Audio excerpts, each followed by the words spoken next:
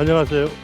지난 시간에 이어 대한민국 최고의 강연 최강 1교시에서 강연을 맡은 음식인문학자 주영아입니다. 지난 강연에서는 19세기 말의 개항, 식민지, 그리고 태평양 전쟁과 한국 전쟁 때의 식생활의 역사를 살펴보았습니다.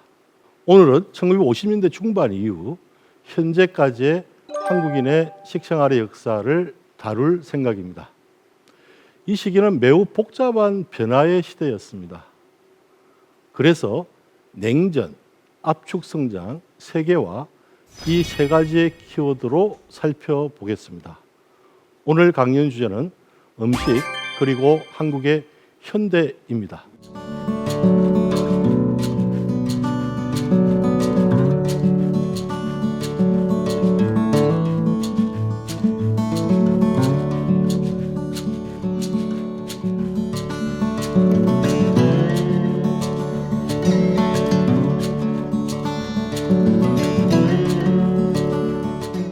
오늘 강의의 첫 번째 키워드는 냉전입니다. 냉전은 영어로 콜드워라고 하는 말인데요. 미국과 소련은 각기 자국이 헤게모니를 가지면서 여러 나라를 동맹국으로 만들어 영향권 안에 두었습니다. 미국은 자국에 남아도는 농산물을 일본, 타이완, 인도와 남한에 지원하며 패권을 강화했습니다. 이것을 미국의 잉여농산물 원조라고 부릅니다. 잉여농산물 원조는 미국의 농촌에서 대량으로 수확한 밀, 콩과 같은 양곡 중에서 미국에 소비하지 못하고 남는 농산물들을 원조하는 것을 가리킵니다. 1930년대 뉴딜 정책 이후 미국 농업이 녹색혁명을 했고 그 성과의 결과입니다. 미국 정부는 잉여농산물 중에서 밀이 한국인의 주곡인 쌀과 보리를 대체할 수 있다고 믿었습니다. 한국 정부도 이런 생각을 했습니다. 하지만 한국인은 빵을 주식으로 먹으려 하지 않았습니다. 한국 전쟁 때도 보릿고개가 맹해를 들치는 1950년대에도 빵이나 밀국수 먹기를 좋아했던 사람은 지금과 비교하면 거의 없었다고 할 정도로 많지 않았습니다. 한국인은 밥의 힘으로 산다라고 하는 말이 있지 않습니까? 밥을 먹어야 식사를 했다고 생각하는 것이 조선시대 때부터 쭉 내려온 한국인의 식사 방식에 대한 생각입니다. 밀가루 소비를 증가시킨 결정적인 사건이 있습니다. 일본도 똑같이 미국의 잉여농산물인 밀을 무상으로 원조를 받았죠. 그 원조 물자를 가지고 일본인들은 우동을 먹었으니까요. 우동을 만들었는데 그다지 인기 있게 팔리지 않았습니다. 그것을 지켜본 타이완 출신이면서 일본으로 기화한 안도 모모코라는 사람이 이것을 인스턴트 라면 같이 편리한 걸로 만들면 어떨까라는 생각을 한 거죠. 그래서 1958년에 개발한 식품이 바로 인스턴트 라면, 지금 우리는 라면이라고 부르는 것입니다. 그런데 실제로 안도 모모쿠가 자기의 자서전에서나 아니면은 그가 밝힌 여러 가지 글에서 보면은 본인이 고민해서 발명했다고 주장하고 있습니다. 하지만 제가 다년간 연구한 바에 의하면은 타이완하고 중국 남부 사람들이 밀을 굉장히 밀국수를 먹고 싶어 했습니다. 왜냐하면은 중국의 북방에서 밀이 나는데 북방은 황제가 지배했던 곳이죠. 그러니까 황제가 먹던 음식들을 남부 사람들은 먹고 싶었는데 하지만 광저우나 지금 홍콩에 있는 광저우 근처 이쪽 남쪽 양자강 남쪽 지역에는 밀 재배가 되지 않는 지역입니다. 그래서 북방에서 밀을 수입해 와서 그것으로 날씨가 습하고 아열대 기후에서 오래 두면은 금세 부패되겠죠, 그죠? 그래서 그것을 가지고 국수를 만들어서 아예 기름에 튀겨냅니다. 그것을 한자로 기름 유자를 써서 유면이라고 하는 유면. 이 유면을 응용해서 만든 식품이 바로 안도 모모코가 개발했다고 알려진 일본의 인스턴트 라면입니다. 타이완 사람들은 이것을 어떻게 만드냐면요, 닭고기를 삶은 국물을 가지고 국수를 밀가루 반죽을 할 때 같이 부어서 반죽을 합니다. 그러니까 그 반죽한 것을 국수로 만들어서 기름에 튀겨냈다가 서늘한 곳에 두면은 오랫동안 보관할 수가 있죠. 그것을 먹을 때는 국수 타레, 유면 타레를 그냥 뜨거운 물만 부으면은 다시 풀려나는 거죠. 그래서 타이완 사람들은 유면 중에서 닭고기를 넣은 것이라고 해서 지서면이라고도 부릅니다. 제가 보기에는 안도 모모코는 고향의 지서면을 가지고 인스턴트 라면을 개발했을 가능성이 큽니다. 그 이유 중에 또 다른 이유 중에 하나는 뭐냐면은 안도 모모코가 만든 첫 번째 인스턴트 라면의 이름이 치킨 라면입니다. 똑같은 방식입니다. 치킨 라면을 만들 때 국수 안에 소스를 다 집어있기 때문에 우리가 아는 라면에 섭이 들어가잖아요. 그 섭이 없습니다. 그냥 뜨거운 물만 부으면 되고요. 취향에 따라서 계란을 터뜨려서 달걀을 터뜨려서 위에다가 올리고 물을 부으면은 되는 게 치킨 라면입니다. 처음에 나오니까 3분 만에 음식을 먹을 수 있으니까 처음에는 신기하게 생각하다가 점차 급속하게 인기를 얻게 되고 일본 전역에서 선풍적인 인기를 누리게 됩니다. 이 일본의 인스턴트 라면 유행을 소문으로 들었던 삼양식품 대표, 돌아가신 정준윤 대표가 1962년에 일본에 갑니다. 당시는 한일 양국이 외교 관계를 아직 수립하지 않았을 때입니다. 그래도 정부의 지원을 받아서 제조기계를 수입하려고 일본에 갔습니다. 하지만 정준윤은 안도 모모코가 특허권을 가지고 있었고 그 다음에 제조기계도 사와야 되는데 그만큼의 돈을 가지고 있지 않았습니다. 당시에 한국은 세계에서 보기 드문 정도로 극빈국, 가난한 나라였죠.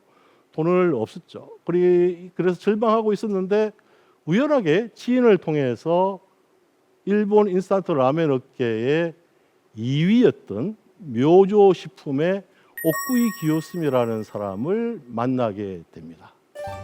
오쿠이 기요스미가 아주 의외의 이야기를 정준일에게 들려줍니다. 한국 전쟁 덕분에, 참 이상한 표현이지만 덕분에 일본이 미국의 보급기지 역할을 하면서 일본 경제가 재건되었다라고 오쿠이 기요스미가 이야기를 한 거죠. 그러면서 무상으로 전폭적으로 도와주겠다고 약속을 했습니다. 1963년 9월 15일, 지금은 라면의 날이라고 부릅니다. 이날이 한국 최초의 인스턴트 라면인 적석 삼양라면이 시장에 나왔습니다. 묘조식품의 기술을 도입했기 때문에 묘조식품은 사실 니싱식품과 달리 특허를 피하기 위해서 라면 안에 스프를 별도로 제공하는 방식을 채택했거든요. 그러니까 삼양라면도 똑같이 스프가 별도로 들어있는 라면의 기술을 수용한 거죠. 많은 한국 분들이 지금도 라면은 원래 스프가 별도로 있는 거야 라고 믿고 있는 분이 많습니다. 하지만 실제로 안도 모모코의 일본의 최초의 인스턴트 라면에는 스프가 들어있지 않았던 것이죠. 하지만 정준윤하고 오쿠미 기요스미의 만남이 한국의 인스턴트 라면의 스프 별도 제공의 방식을 자리 잡게 만들었습니다. 처음에 인스턴트 라면을 접한 한국인의 반응은 어땠을까요? 적석라면이라 했는데요. 적석이라는 말은 알겠는데 라면이 뭐지? 당시 사람들은요, 라면을 옷감이라고 생각했습니다. 옷감을 어떻게 먹어? 그러면서 이상하다. 그리고 분식이잖아요. 주식으로 먹을 수 없다고 생각한 거죠. 간식이라고 생각한 거죠. 그래서 별로 사 먹지 않고 반응도 시큰둥했습니다. 그런데 이제 삼양라면에서는 무료 시식회를 하면서 사람들한테 계속 인스턴트 라면의 맛을 익숙해지게 해주려고 노력을 한 거죠.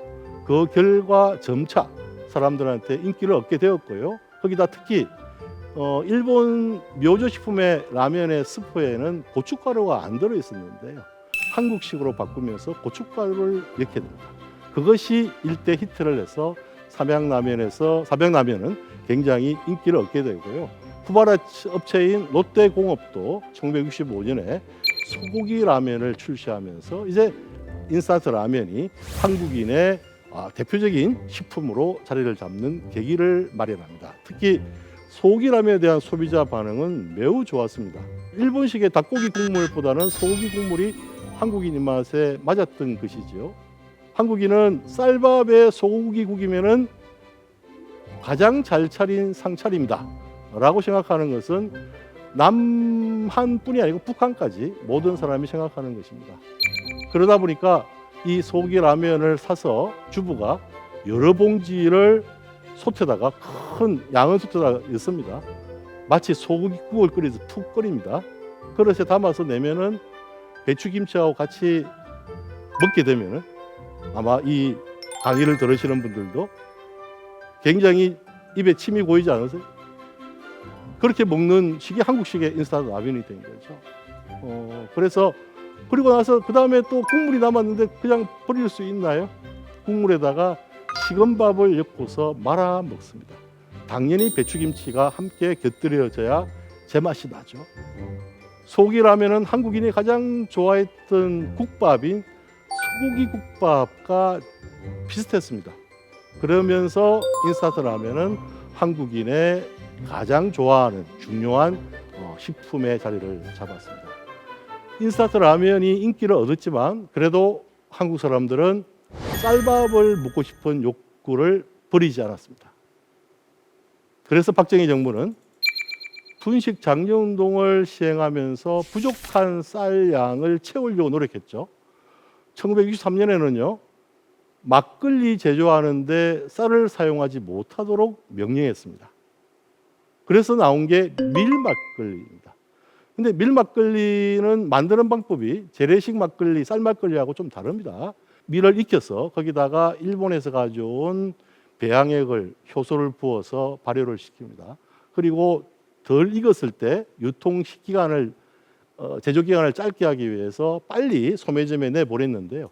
소매점에 가면서 통에 들은 그 막걸리 안에서 흔들흔들거리면서 이산화탄소가 생겼습니다. 그래서 밀막걸리를 처음에 싫어하다가 먹어본 분들이 이 탄산미가 너무 좋다라고 해서 밀막걸리가 또 묘하게도 자리를 잡게 됩니다. 1964년에는 초중고 학생들의 도시락 검사를 했죠. 쌀과 보리의 혼합 비율이 7대 3인지를 선생님들이 검사하고 그렇지 않으면 혼을 내고 그런 기억들을 아마 가지고 계신 분들이 계실 겁니다. 이 모두 박정희 정부가 주식으로 먹는 쌀을 가능하면 아껴서 밥 먹는 데만 이제 쌀을 쓰겠다라고 하는 정책을 펼치기 위한 노력이었고요. 두 번째는 미국에서 가져온 원조 밀을 소비하는 또 다른 방식 하나의 방안으로서 분식 장려 운동을 했던 것입니다. 1973년에는 서울시에서 표준 식단을 제시합니다. 쌀밥을 적게 먹자는 거죠. 지금 우리가 알고 있는 음식점에 가면은 스테인리스 스틸로 된 공기가 있죠, 그죠? 그 공기 안에다가 밥을 담잖아요. 지금은 규모가 굉장히 사이즈가 줄어들었는데요. 73년에는 유기하고 비슷한 모양을 가지고 밥그릇으로 만들어서 그것을 크기를 약간 줄였습니다. 그러면은 쌀밥을 적게 먹는 거죠. 그리고 무미일도 있었습니다. 쌀을 안 먹는 날 음식점에서 쌀을 안 내는 거죠. 그러니까 쌀 대신에 다른 걸 내든지 아니면 아예 음식점 문을 닫게 했습니다. 식당들을 통제하면은 행정 조치가 굉장히 잘 되겠죠. 하지만 일반인들은 여전히 쌀밥을 먹기 위한 노력을 버리지 않았습니다. 한국인의 쌀밥에 대한 욕구를 행정적으로 아무리 억제해도 그것은 개인의 욕구입니다. 억제하기가 어려웠던 거죠. 결국은 제3공화국 정부의 관계자는 쌀 생산량을 늘리는 편이 더 좋겠다라는 이제 판단을 하기 시작합니다. 쌀의 종류는 크게 나누면은 두 종류가 있죠. 한국과 일본에서 주로 재배하는 자포니카 계통의 쌀, 차진 성분이 좀 있습니다. 지금 우리가 먹고 있는 쌀입니다.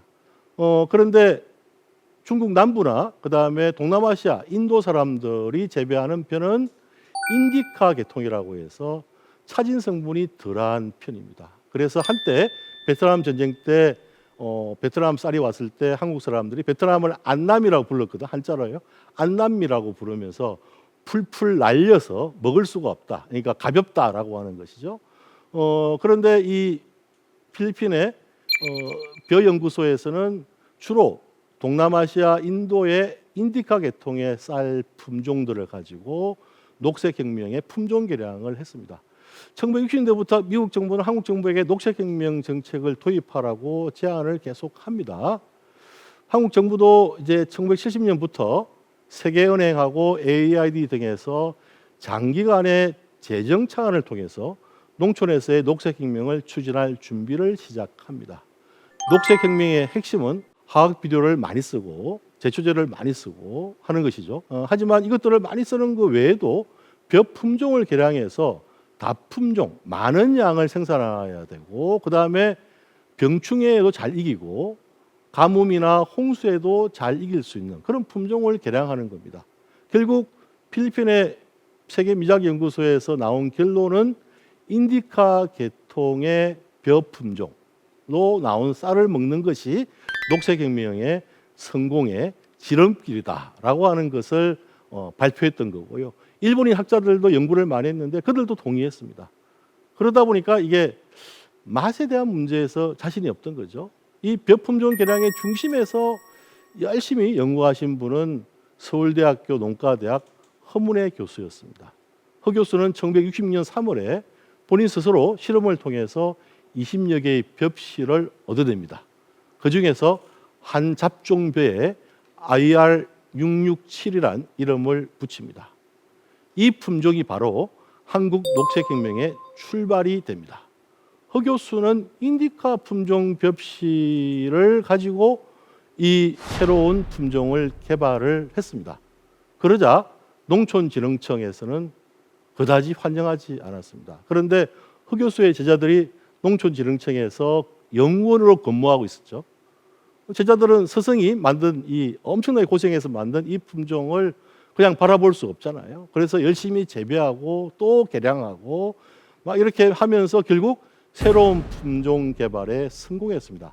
그러니까 인디카 계통의 벼이지만은도 한국인이 좋아할 수 있는 차진 성분이 있는 것을 만들어낸 거죠. 이 정부에서는 이 품종의 이름을 통일을 염원한다라고 해서 통일벼라고 이름을 붙였습니다. 그래서 통일벼라는 말이 이제 그 이후에 우리가 알게 된 거죠. 지금은 거의 사용하지 않고 집에 그냥 두고 있을 수 있는데요. 50원짜리 동전을 살펴보시면은 통일벼 그림이 있습니다. 통일벼 생산을 해서 성공했다라고 하는 것을 기념하기 위해서 동전 주화에도 통일벼의 그림을 그려놓은 것이죠. 하지만 통일벼에 대한 농민들의 초기 반응은 그다지 좋지 않았습니다. 그러자 정부에서는 영농 자금을 융통해 준다든지 싼 값에 화학 비료와 제초제를 공급해 주기도 하고, 그러면서 통일벼 재배를 적극적으로 유도했습니다. 이런 것들을 하면은 통일벼 재배를 하면은 이렇게 도와주겠다. 그래서 1974년부터 통일벼, 그다음에 그 후계 품종이 계속 개발되거든요. 그 후계 품종의 재배 면적이 해마다 증가했습니다. 1978년이 되면은 통일벼의 재배 면적은 1974년에 5배, 한국의 전체 논 면적의 76%를 차지하기에 이릅니다. 성공한 거죠, 그죠? 그런데 문제는 통일벼로 지은 밥의 맛이 한국인의 입맛에 맞지 않다는 것입니다. 그래서 소비자들은 에이 통일벼 맛없어 라고 하는 말들을 끼리끼리 모여서 이러쿵저러쿵 했는데, 하지만 당시는 아시듯이 유신헌법의 시대입니다. 독재 체제에서 나라에서 만든 통일벼가 안 좋다고 공개적으로 말을 할 사람은 드물었습니다. 하지만 말만 안 했지 통일벼의 밥맛에 쉽게 적응하지 못했습니다. 그래서 통일벼에다가 찹쌀을 섞게 되고요. 그 찹쌀을 섞게 되니까 밥을 할 때 압력솥이 필요하게 되고요. 압력솥이 없었는데 독일에 간호사와 광부로 일하러 간 분들이 친구나 이웃이나 친척들한테 당시에 이 스프를 끓일 때 압력솥이 개발되었는데 독일에서 그것을 선물로 보내주었고, 그래서 압력솥을 가지고 밥을 지었게 됐는데 통일벼와 찹쌀을 넣고 잡곡을 넣어도 맛이 좋더라라고 하면서 오늘날 압력솥 전기밥솥이 생기는 모태가 사실 또 통일벼에서 나옵니다. 박정희 대통령이 사망한 후에 더 이상 정부에서는 통일벼 재배를 농민들에게 권장하지 않았습니다. 그런 와중에 1965년경에 일본에서 도입된 아키바레라는 품종, 그리고 1956년에 일본에서 개발된 고시히카리라는 품종이 1990년대 이후에 한국인의 밥맛을 지배하고 있습니다. 지금도 마트나 가게에 가서 쌀을 살 때 분명히 한국에서 생산한 건데 상표명에 아키바레, 고시히카리 이렇게 써놓은 걸 보고 젊은 부부들은 일본에서 쌀을 수입하나? 라고 하는 사람도 있습니다. 아닙니다. 한국 땅에서 심은 쌀인데요. 아키바레와 고시히카리는 일본에서 들여온 품종의 자포니카 차진 맛입니다. 1990년대 이후에 농촌진흥청에서는 한국형의 벼 품종을 많이 개량을 해서 만들고 있지만은도 여전히 오늘날 한국인들은 아키바레와 고시히카리로 된 품종의 쌀로 지은 밥을 가장 맛있다고 여기고 있습니다. 녹색혁명의 초기에 통일벼와 그 후속 품종벼는 쌀 생산량을 증가시켜 주었습니다. 그리고 쌀의 자급자족을 가능하게 해 주었습니다. 아마도 단군 이래에 한반도 남한에 살았던 사람들이 넉넉하게 쌀밥을 먹게 된 것은 통일벼 덕분입니다. 하지만 실제로 농민들을 부자로 만들어 주지는 않았습니다. 오히려 통일벼의 이름에 숨어 있는 이 함의가 있습니다. 1970년대 중반 한국의 녹색혁명은 쌀밥으로 북한을 이기려고 했던 박정희의 민족주의와 권위주의가 담긴 망딸리태, 즉 심성이죠. 이 심성이 담겨 있다고 볼 수 있습니다.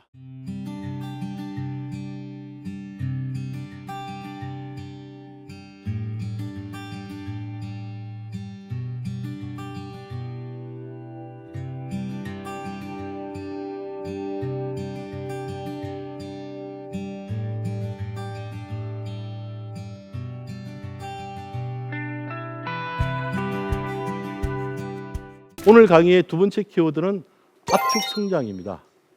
압축 성장이라는 말은 짧은 기한 안에 이룩한 아주 급속한 경제 성장을 말합니다. 영국에서는 한 사람당 국민 소득이 2배로 증가하는데 58년이 걸렸습니다. 미국은 47년, 일본은 34년이나 걸렸습니다. 한국은 어땠을까요? 1966년에서 1977년까지 11년 만에 국민 소득이 2배로 늘어났습니다. 압축 성장 시기에 돈이 많아지니까 한국인의 식생활에는 엄청난 변화가 일어납니다. 가장 대표적인 변화는 소고기 소비량의 증가입니다. 조선시대 때는 소가 주로 농사를 짓는 데 쓰였습니다. 그래서 노동우라고 불렀습니다. 그리고 왕실에서는 우금이라고 해서 소자에 금지할 금자를 써서 소를 아무나 마음대로, 소주인이라도 마음대로 관청의 허락을 받지 않으면 마음대로 도살을 할 수 없도록 법으로 정했습니다. 왜냐하면 노동에 들어가는 소가 먹을거리로 빠져나가면 안 된다는 거죠. 하지만 제사를 지낸다든지 왕실의 잔치가 있을 때는 소를 잡았습니다. 그러니까 소고기를 아예 안 먹었던 건 아니죠. 하지만 일반 백성들은 소고기 먹을 기회가 하늘의 별 따기였겠죠. 아마 평생 소고기 한번 먹어보지 못하고 돌아가신 분도 많았을 것입니다. 그러니까 한국인의 마음속에는 고기하면 소고기라고 하는 게 엄청나게 이제 강하게 아이콘처럼 박혀 있던 거죠. 1970년대에 들어와서 압축 성장의 성공에 의해서 돈이 많아지면서 그 욕망이 폭발하게 됩니다. 그런데 이제 도시에서부터 식용 소고기의 수요가 많아지니까 국내 생산량으로는 충족시킬 수가 없게 된 거죠. 그래서 민간 기업에서 뉴질랜드산 소고기를 약 3,300톤 정도 수입한 적도 있습니다. 하지만 소비자들은 외국 소는 젖소라는 이미지가 많이 백혀 있어서 한우하고 달라서 수용을 하지 않았습니다. 그리고 서울 사람들 중심으로 하면은 소고기 중에서 가장 맛있는 부위를 소갈비라고 여겼습니다. 식민지기에도 소갈비 구이나 소갈비 찜을 굉장히 고급 음식으로 쳤는데요. 소갈비 구이보다는 갈비찜이 집에서 할 수 있는 거죠. 그래서 갈비찜을 가장 고급으로 여겼습니다. 가정에서는 양념을 해서 익힌 갈비찜을 명절 때나 잔치 때 반드시 만들어서 손님상에 냈죠. 그런데 1980 초반부터 갈비구이가 갈비찜의 인기를 능가합니다. 왜 그랬을까요? 이제 음식점이 많아진 거죠. 갈비구이는 가정에서 못해 먹으니까 음식점에서 먹을 수 있도록 갈비구이 판매점이 많아진 거죠. 실제로 음식점의 구이용 갈비는 두 가지 방식으로 만들어집니다. 하나는 수원갈비로 유명한 이 수원갈비식인데요. 1960년대부터 시작된 겁니다. 수원에서는 갈비의 뼈에 붙은 양쪽의 살코기 모두를 그대로 붙인 채 갈비구이용 그 갈비를 만듭니다. 그래서 양쪽 갈비라고 부릅니다. 원래 이런 말이 없었는데요.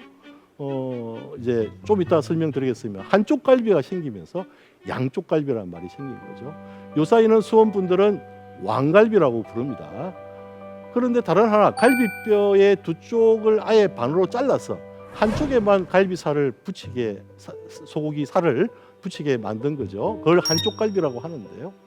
1980년 초반에 서울 강남의 갈비구이 전문점에서 이문을 많이 남기려고 만들어낸 겁니다. 갈비구이는 몇 인분 몇 인분이 기준이지 무게를 재지 않잖아요.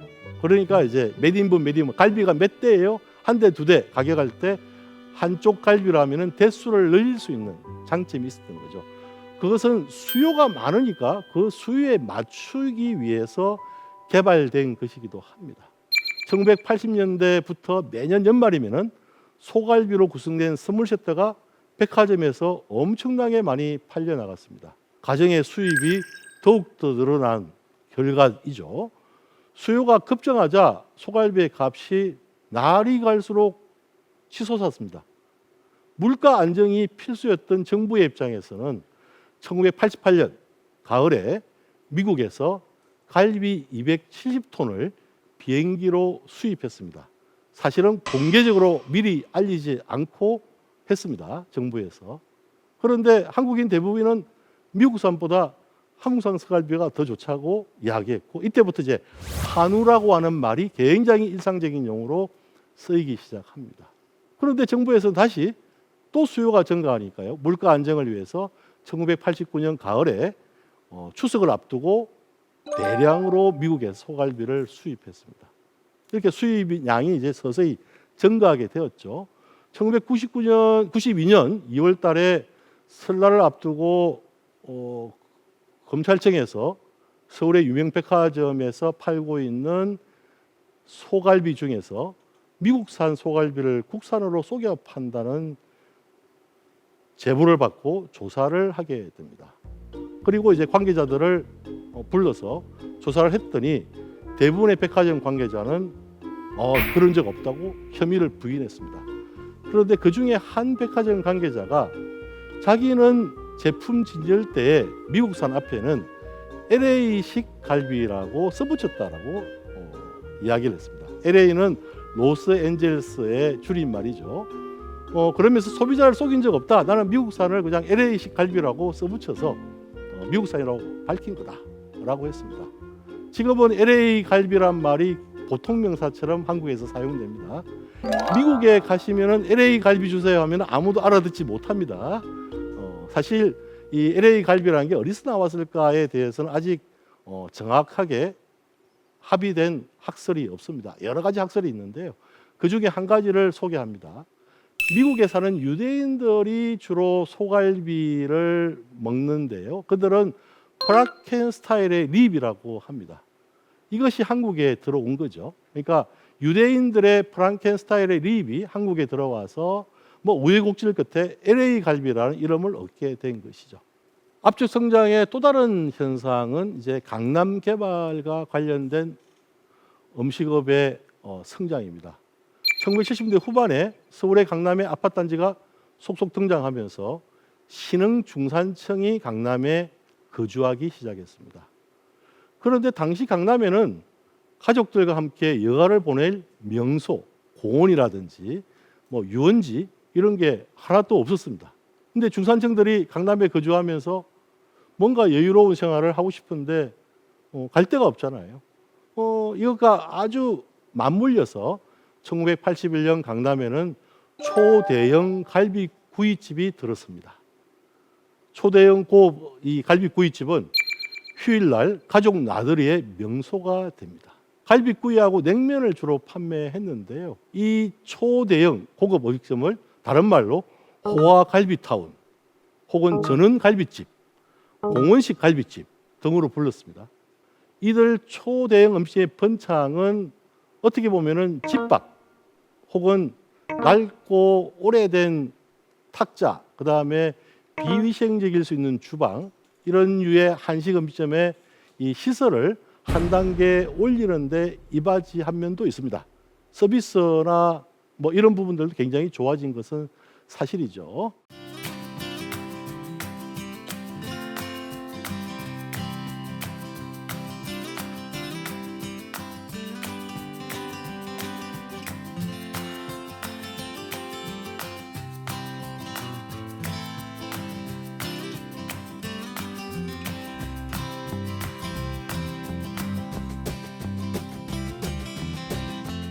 오늘 강의의 세 번째 키워드는 세계화입니다.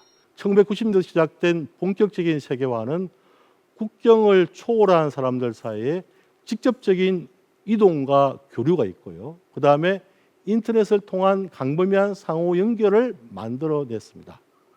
또 국경을 넘나드는 초국가적인 경제 융합이 이루어지기도 해서 초국가적 기업을 탄생시켰습니다. 식재료 유통업과 식품산업도 국경을 넘나드는 세계화의 시대를 맞이했습니다.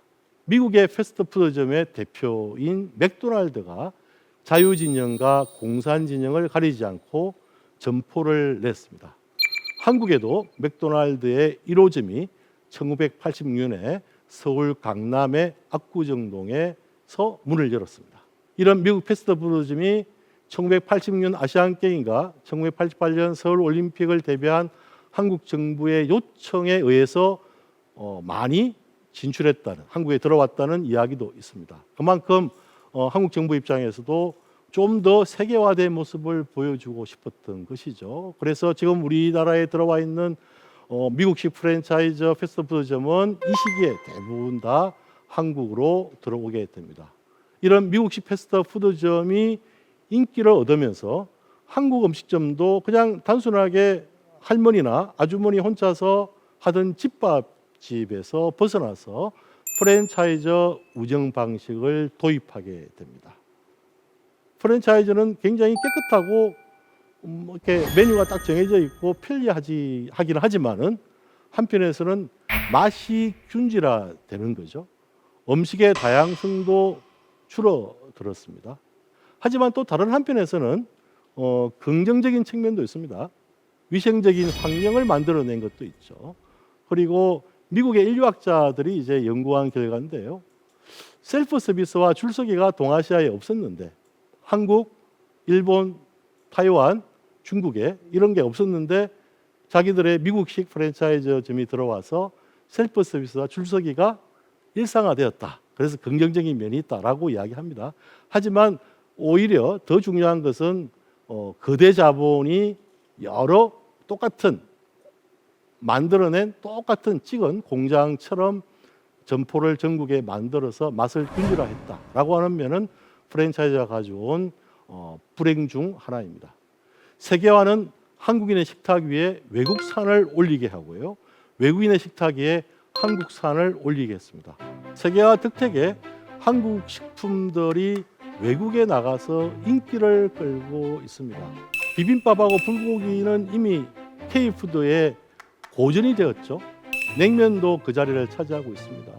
최근 5년 사이에 국내에서 이렇게 닭갈비가 유행하면서 인스턴트 치즈가 듬뿍 올라간 이렇게 닭갈비가 유행하잖아요. 근데 그것이 바로 북미의 주요 도시에서 한국인이 음식점을 내면은요, 그 식당을 찾는 사람들이 현지의 한인들도 있지만은 대부분 제가 관찰한 바에 하면은 현지인들입니다.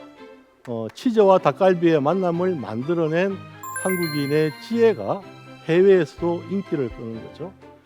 치킨과 생맥주의 조합인 치맥은 이제 치맥이라는 말 자체가 번역할 필요 없이 세계적인 용어가 되었습니다.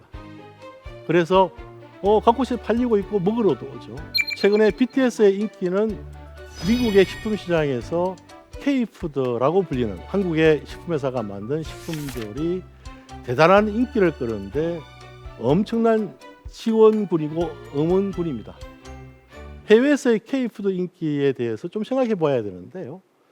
첫 출발은 1960년대 중반 이후에 식품을 만드는 사람들과 음식점업을 한 사람들이 외국에서 수입한 음식들을 혹은 식품들을 한국인의 입맛에 맞도록 이렇게 변형시킨 노력의 결과라고 볼 수 있습니다.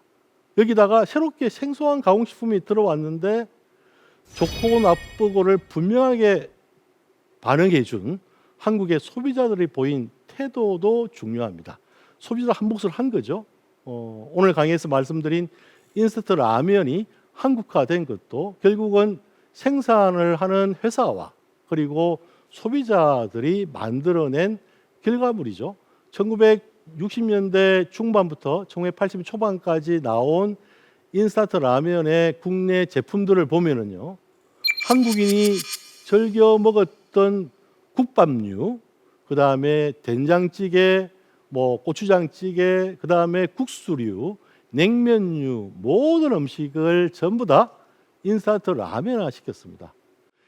압축 성장의 기간에 가공식품에서 길거리 음식까지 대부분이 한국화의 길을 걸었습니다. 그래서 그 덕택에 K푸드의 출발에 자리를 잡았던 것이죠. 한국식 가공식품과 음식점의 메뉴는 한국 사회가 외국에 개방된 세계화 시대에 한국을 방문한 외국인에게 묘한 매력으로 다가왔습니다. 특히 동아시아의 이 식품에 대해서, 음식에 대해서 이미 우리보다 훨씬 먼저 북미 대륙에 소개가 된 중국 음식에 대해서는 너무나 익숙하고요. 일본 음식은 일본 경제가 부흥했던 1980년대 이후에 서시를 비롯한 사시미가 북미 대륙을 휩쓸게 되죠. 지금도 미국의 유명한 서시집의 주방장이나 직원들은 전부 다 백인들이 하기도 합니다. 그 정도로 유명했지만 한국 음식에 대한 이해는 아주 부족했던 것이죠. 그런데 K푸드가 인기를 얻게 됐던 그 배경에, K푸드의 배경에는 한류라든지 K드라마, K영화, K팝 이런 것들의 결과물도 있지만은 한편에서는 압축 성장과 세계화 과정을 거치면서 한국 사회가 수용한 사회 문화적 혼종성의 결과입니다. 혼종성이라고 하는 것은 여기저기 있는 좋은 것들만 모아서 우리한테 맞추어서 새로운 문화를 만들어내는 것을 가리킵니다. 이 혼종성의 결과물이 K푸드에 담겨 있다는 것입니다. 한국의 먹방이란 말이 이미 옥스퍼드 영어에 올라가 있을 정도로, 옥스퍼드 사전에 올라가 있을 정도로 이제 일상화되었죠. 그러니까 이 인터넷망과 함께 초국가적 정보 공유의 개인화를 가능해 준 스마트폰의 보급, 이것이 K푸드의 세계화를 이끈 가장 결정적인 큰 힘이라고 볼 수 있습니다. 지구촌 곳곳에서 이렇게 한국 문화가 인기를 얻게 되면서 외국에 있는 사람들이 한국인의 일상생활에 관심을 가지게 됩니다. 1960년대 후반부터 1970년대, 80년대에 일본인 관광객들이 굉장히 한국에 많이 왔는데요. 주로 단체 관광을 왔고 한국에서는 이렇게 세팅된 한정식 집을 소개했습니다. 그러니까 일본인들은 한정식 집에만 한국 음식인 줄 알았던 거죠. 그런데 한류 드라마가 일본에서 유행을 하면서 그 한류 드라마 속에 나오는 소주집, 삼겹살집, 뭐 떡볶이집, 닭갈비집 이런 집들의 모습이 보이니까 일본인들이 한국인의 일상을 알고 싶다. 그래서 한정집에는 안 가고 싶다. 한국 오면은 떡볶이 먹고 싶다, 닭갈비 먹고 싶다, 희석식 소주를 먹고 싶다. 이렇게 이제 바뀐 거죠. 그러니까 일상생활에 대한 서로에 대한 관심이 결국은 K-푸드의 인기를 또 올려준 어떤 배경이라고 볼 수가 있습니다. 2000년대 이후에 그 대표적인 유행이요. 이 세계화의 유행에서 설명할 수 있는 대표적인 하나의 사례가 매운맛의 유행입니다. 매운맛 그러면 한국 사람은 원래 매운맛을 좋아해. 고추가 없으면 안 돼라고 생각하겠지만은도 이 2000년대 이후에 이 유행한 매운맛은 전통적인 양상이라고 볼 수는 없습니다. 20세기 초반만 해도 한국에서 매운맛은 전라도 일부 지역에 볼 수 있던 현상입니다. 고추의 재배가 쉽지 않았습니다. 지금과 달리. 그런데 1960년대 이후에 한국 정부에서 고추 품종을 개량하고 고추의 재배를 늘립니다. 그러면서 이제 고추의 값이 떨어지고 1970년대 되면은 누구든지 고추장을 먹을 수 있는 시대가 열리게 됩니다. 그만큼 매운맛이 많이 이제 일상화된 거죠. 특히 서울 사람들이나 북한 사람들은 매운 음식을 거의 먹지 않았습니다. 고추를 이용해도 고추를 물에 넣었다가 고추물을 빼서 음식에다가 요리할 때 조금 쓰는 정도였거든요. 그런데 한국 전쟁을 하면서 우리가 남북한이 마구 흔들렸잖아요. 인구 이동이. 그러면서 남쪽의 매운맛이 전국으로 퍼져나갔고 1970년대쯤 되면은 서울 음식에도 매운맛이 들어오게 됩니다. 낙지볶음 생각하시면은 1970년대 서울 무교동의 낙지볶음은 진짜로 매웠습니다. 하지만 지금 우리 입장에서 보면은 거의 맵지 않았다고 할 수 있습니다. 점차 매운맛이 증가한 거죠.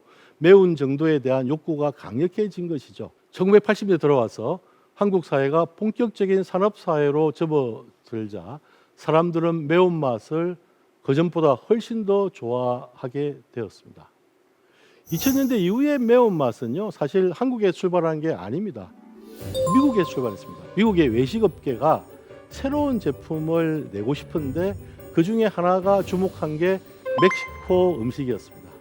타코가 대표적이지만은 멕시코 핫소스가 눈에 들어온 거죠. 이미 미국 남부에서는 멕시코 핫소스가 멕시코인들의 이주에 의해서 굉장히 유행하고 있었는데요. 이런 것이 전국 미국 전체에 퍼지고 레스토랑이나 특히 패스트푸드점에서 멕시코식 핫소스가 반드시 자리를 잡게 됩니다.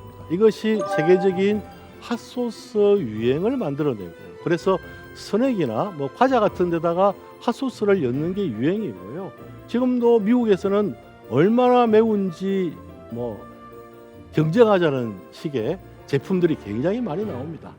최근에는 매운맛이 중국으로 옮겨가서 한국에서 중국의 마라탕이라는 게 굉장히 인기입니다. 중국의 마라탕이 인기가 있는 것은 이 미국식 멕시코 핫소스의 유행하고는 좀 다른 맥락이 있습니다. 세계화의 결과의 또 한 가지가 해외에 오래 산 동포들이 한국에 들어오게 된 거죠. 중국에서 조선족이라고 부르는 분들이 대거 들어왔고, 세계화 결과 우리는 아주 노동이 힘든 일들을 동포들한테 맡기기도 했죠. 그래서 조선족 분들이 모여 사는 지역들이 서울을 비롯해 전국에 각 곳에 생기게 되었고, 이분들이 중국 음식 중에 인기가 있는 마라탕을 가지고 온 것입니다. 원래 마라탕은 중국의 서초안성 그리고 충칭이라는 도시에서 유행했던 음식입니다. 그런데 이것이 1990년대 후반에 베이징에까지 전파되어서 엄청난 인기를 얻게 됩니다. 고추만 들어간 게 아니고요. 후추를 비롯해서 온갖 매운 것이 다 들어갔고요. 고추도 한국산 고추가 아니고 멕시코산 칠리 고추입니다. 먹으면 안 되는 아주 매운 것이죠. 그 탕에다가 갖가지 채소, 고기, 두부 이런 것들을 집어넣고 익혀서 먹는 것이 마라탕인데요. 2000년대 베이징에는 거의 1000여 점이 넘는 마라탕 집이 한 길거리 양쪽에 자리 잡고 성행을 했습니다. 제가 보기에는 중국 사회가 우리보다 더 빨리 압축 성장을 하면서 산업화되면서 가졌던 중국인의 스트레스가 사천성의 매운 음식을 전국화시킨 결과라고 보는데요. 최근 중국의 마라탕이 한국의 매운맛에 다시 합세를 해서 오늘날도 매운맛이 대유행 중입니다. 1970년대 이후에 급속한 압축 성장과 산업화 그리고 경쟁 사회, 1990년대의 경제 위기가 세계화 이런 것들이 우리한테 정신적인 스트레스를 가중시킨 결과가 결국 최근에 한국의 매운맛의 유행과도 맞아떨어진다라고 하는 게 저의 분석입니다.